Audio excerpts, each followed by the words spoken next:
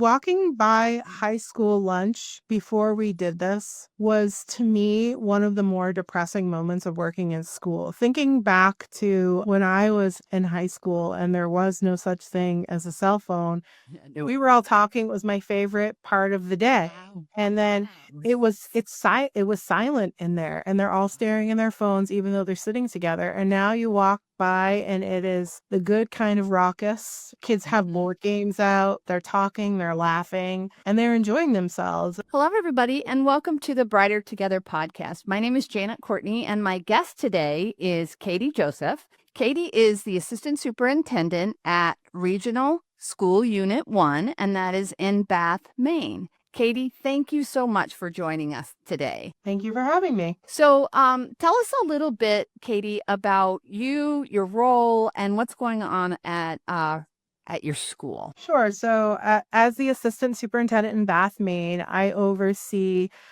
just under 1,800 students. We have 7 schools, of which there are 4 elementaries, 2 middle schools, 1 high school, and 1 vocational school that are all wrapped together for various towns in the area of Bath, Maine. And so, in this role, I'm in charge of overseeing the general well-being and academics of all of our students and staff included.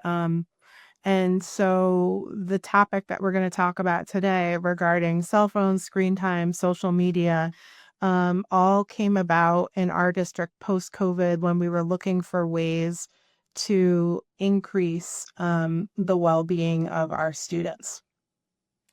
And I looked at the information that you gave me, and it is impressive what you guys did. Yeah. So, can you expand on what you guys did and how that all came about, and what I know you used some of the COVID money. You told me a little bit about that, and Yeah. there's even sorry, go ahead. No, so this is the first year we've been phone and smartwatch free in our district. So much of this work happened um over a year ago, where my administrators and I knew that our federal funding through COVID was running out. We had used a bunch of it to help with mental health in our district, by hiring social workers, trying new programs, and things such as that. And we were trying to figure out, okay, without these funds or with just a little bit of money left, is there anything else we can put in place that will help our students? And a lot of articles and research was coming out about the sort of impact of screen time, cell phone use, and social media on the teenage brain, and how that was decreasing overall mental health, well-being, increasing anxiety and depression, and causing a lack of relationships being truly authentically created between people that age. And so as we did more and more research, became more and more compelled to think about doing this in our district. So it involved a year-long process of um, the administrative team and myself working back and forth with the board, doing surveys of our community, of our teachers, of our students, working with law enforcement to make sure taking away cell phones was a safe option. We knew it would be good for increasing mental health, but wanted to make sure with school safety concerns that that wasn't going to be an issue. And over time, and with the use of the decision to purchase yonder pouches, which are essentially magnetic pouches you would put your phone and smartwatch in so they can't be opened or used throughout the day. That's sort of how we came to the decision, starting this year, to be screen free with phones and smartwatches in our district. And so we spent $40,000 to get yonder pouches for grades 6 through 12.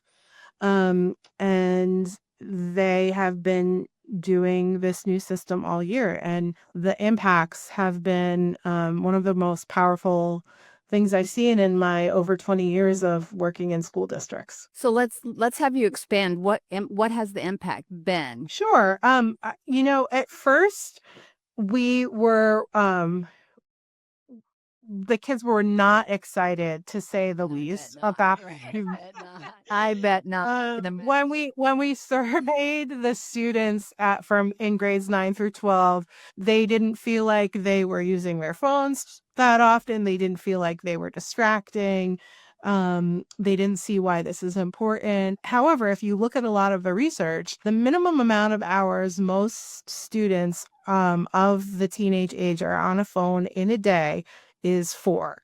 That's the minimum conservative number. Most are on their phones or a screen up to 8 hours, sometimes more in a day.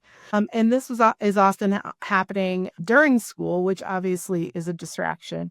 And also with social media, there's a lot of connections that have been made through research that show the more time students are on social media, the more likely they are to become more anxious and depressed because of comparing themselves to other people, of seeing life that isn't real life and thinking that they're doing something wrong or they're undeserving, and it really, or bullying cyberbullying that's happened online. And so those really were the worries, but the students weren't able to recognize those.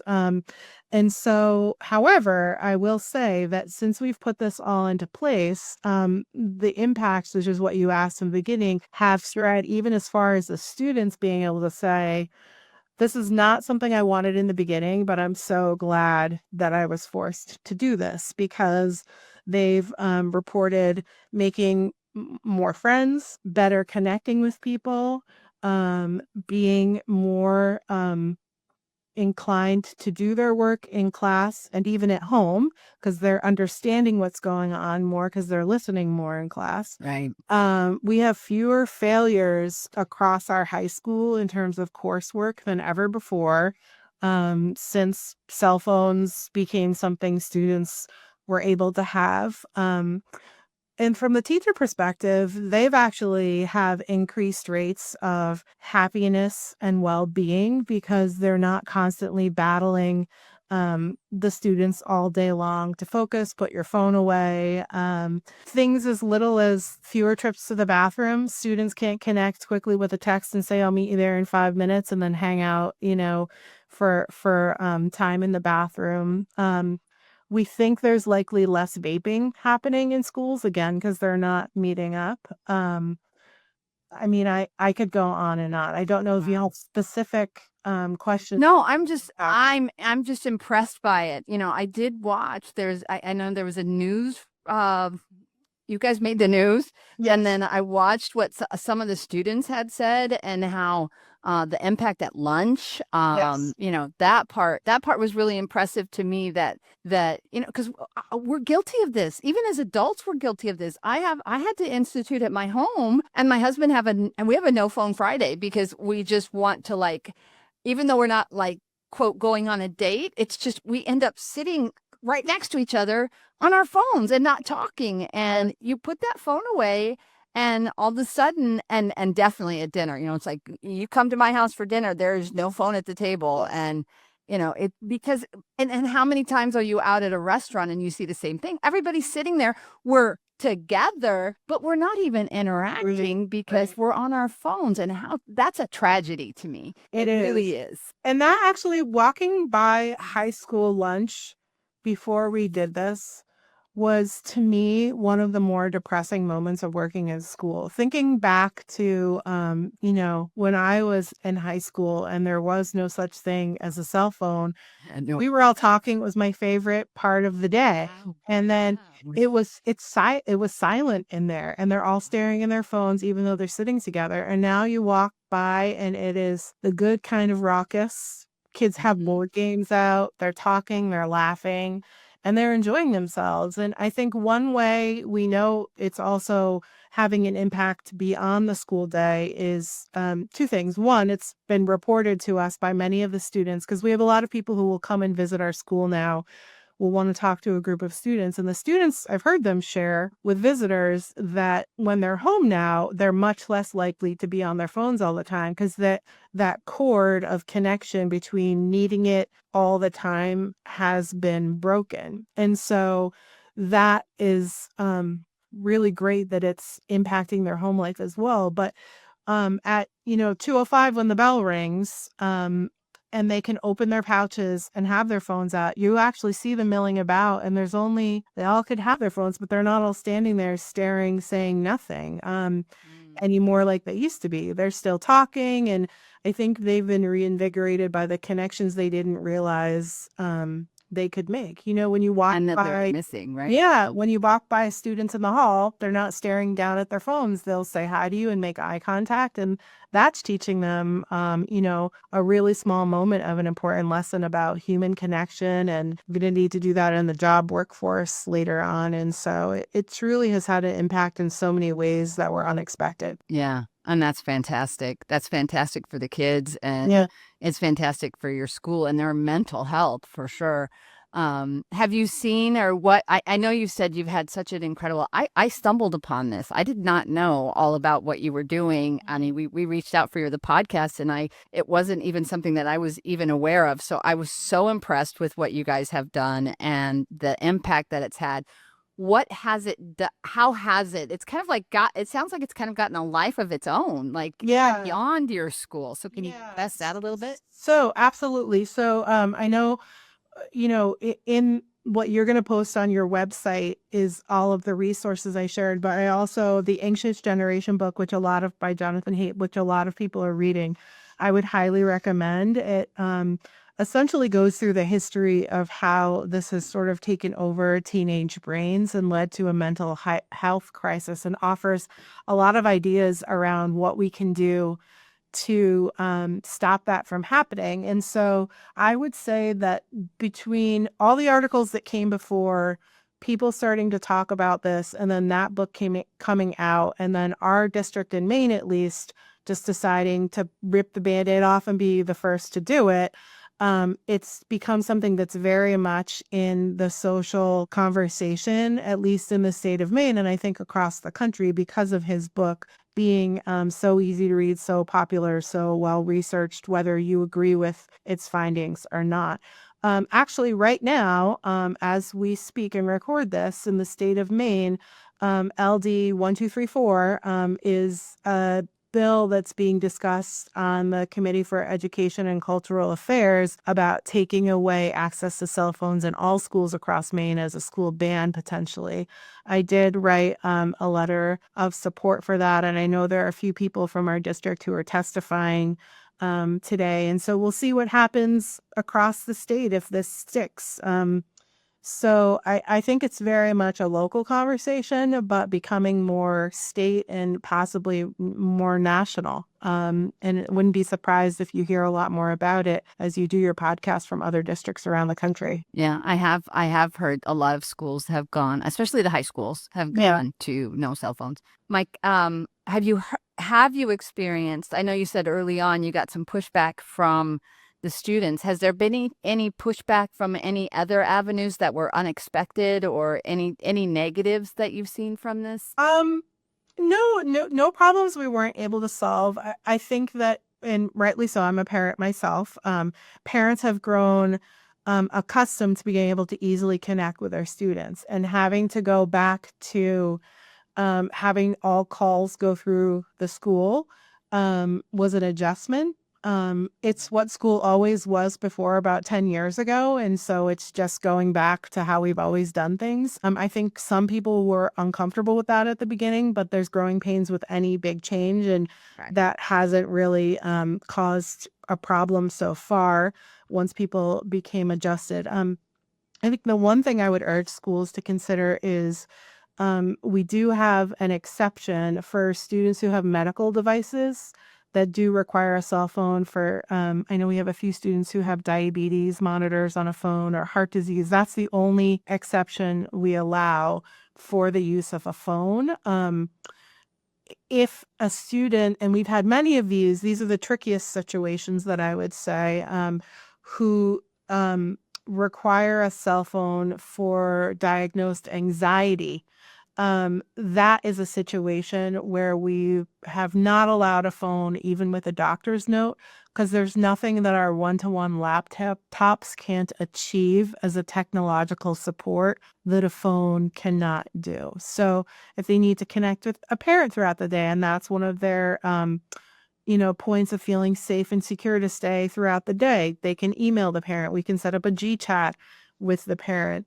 If they use it as a way to track their feelings, they can do that in a Google Doc rather than in their phone notes app. And so those have been the trickier conversations, because teenagers and parents have gotten, rightfully so, attached to a system that works for combating anxiety. But all of those, there's nothing we haven't been able to solve with the use of a one-to-one laptop. And you've only done this. This is your first year. Yes. Yes. Fantastic. It's just really, I'm so impressed with what you guys have done with the positive that, there's so many negatives that have come out of COVID, and you hear all the negatives, but this is something that truly has been just an amazing use of of the funds that we knew that were going to run out, right? Yeah. So that's impressive. How many kids actually forget their phones? Like they get, and they've got it in the pouch, and I can see them like leaving. Yeah, what's interesting is the lines to magnetize the on-ear pouches in the beginning of the year were much longer. Most kids at the high school level, if they drive, keep their phones locked in their car, don't even bring it in. Some leave it at home. I mean, to be honest, it's just not even a part of what they consider needing at school. Right. So we have, all kids have to come through the doors and check in the morning. They get greeted by administration, and they'll be like, it's in my car, left it at home. And we take their word for it, because they know that the procedure is, if they're seen with it, they go right down to the office. And, there's a ladder of consequences we developed that we're very, very consistently sticking to, which is also in the materials I shared in case anyone cares to look at that. That has been working. Fantastic. Can you give us, like, because I missed that part of it. Can you give us, like, what are the tiers that you've done for non-compliance? Sure. So essentially, one thing we wanted to do was not have this fall as another conversation that needed to go to teachers. So as soon as anybody sees a phone, the student gets set right downstairs, and it's our principal, our dean of students, and our assistant principal who deal with providing the consequence. So that's number one, is the kids. And even they'll realize, like, recently a student took their phone. I was like, oh, I didn't even realize I had this out. And they said, go down to I'll go down to the office. They send themselves down because they send themselves. I forgot my pouch at home. So essentially it's go down to the office. The first time is, a detention. Then it moves quickly to suspension. And then eventually it's, their phone stays in the office and they're not allowed to have it on them. The whole idea of the liability of the Yonder pouch is, the pouch is theirs from grades 6 through 12. Obviously, yes, we have replacements, and sometimes they do get damaged or lost. And so we deal with those on a student by student basis, but it's their property. And so they put their phone in it, they keep it on them, because that's, it's their piece of personal equipment from home. And so having it in the office is not their preferred choice. And so that deters a lot of them from, making a decision they shouldn't be making. Right. It doesn't take long for them to learn. If you're consistent, it's like anything else. If you're consistent, you're going to learn. Yeah, the exactly. consequences. Yeah, exactly. Well, it's impressive, and I'm grateful to see what you guys are doing, and to see that other people are adapting this, and how incredibly impactful these children are going to be. So their whole psyche and how they interact with the world is better because of what you guys have done, and that's so great. Yeah, well, thank you. I mean, that's why we've been so open to being sort of a lab site, to have many visitors or sharing all the information, just because I am still dumbfounded by truly how simple the decision was to make once you read the research, but what a great impact it has is mind-blowing on seeing the difference in the friendships that are made, the value and the mattering that students see in themselves that they weren't before when they were stuck inside their own heads and their phones. And so, I've said before when I've talked to people, I've been working hard for a long time in education, and this was one of the easier decisions I ever made that had the greatest impact. There are things I've worked on for years that have not gone well. And this is worth any call I had to have with a worried parent or at a school board meeting, just because the impact was within 2 weeks immediate. And it's rare to have a teenager who's so addicted to something come back and say, thank you. I mean, that truly is a gift. Yeah. Yeah. That makes me want to tear up Yeah. because that's amazing. That's really amazing. Well, Katie, thank you so much for your time. This has been such a great conversation. Where should people go if they want to learn a little bit more about you or the school? And if you could give us the title of that book and how to spell the author's name again, that would be fabulous. Sure. So our website is www.rsu1.org. And my name is Katie Joseph. You can look me up there. And then the book right here is The Anxious Generation. And the author's last name is, I think it's pronounced Haidt, Haidt, Jonathan Haidt. Beautiful, beautiful. Well, thank you so much again. We will definitely be sharing the research that you've done. Thank you for sharing it with us, and thank you for loving on your kids so amazingly well. It can tell, it's just evident that you guys really care about your kids, and it shows. So we do. Well, thank you, and I hope more people choose to do this. Take care.